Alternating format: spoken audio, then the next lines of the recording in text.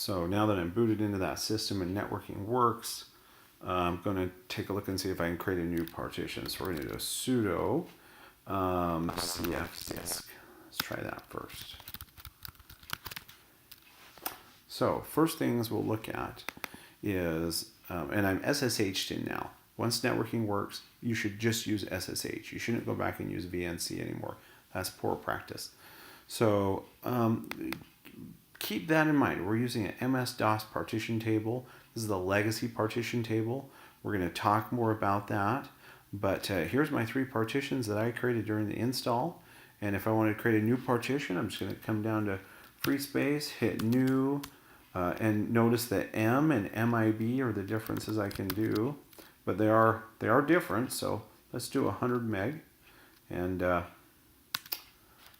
once again, we can do primary or extended. Well, actually then, because, well, okay, I'll just do primary right now. Problem is, these are all primary partitions, and I can only have 4 primary partitions, so I didn't really want that.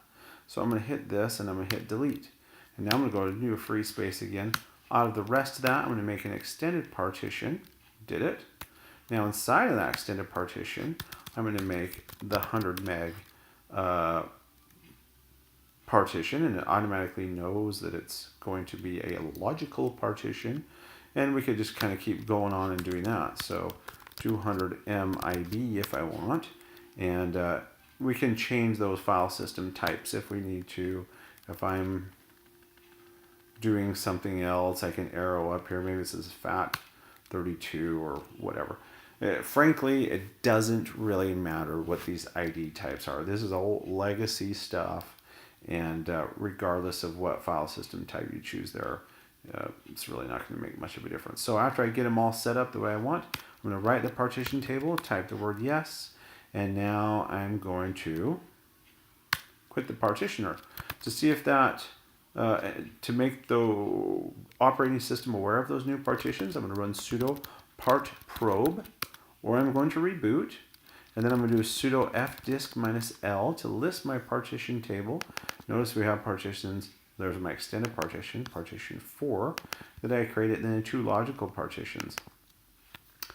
So the last thing here maybe that I need to talk about is we'll create a mount point for this partition and mount it. So let's say I want to mount it right here in my home directory, mkdir. I'm going to call the directory mnt, and then I'm going to do sudo mount dev sda5 to mnt. Oops, but it's going to say, you can't do that because we need to format this file system first. Okay, sudo mkfs.ext4. I'm going to format dev sda5 as a file system. Then I'm going to mount it.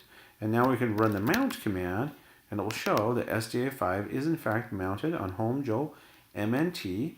And I could go into the mnt directory and start whatever, creating files, if I had the right permission. It's owned by root right now, so we can do sudo touchx.txt. And that's the quick and dirty overview of creating partitions, formatting them, and mounting them.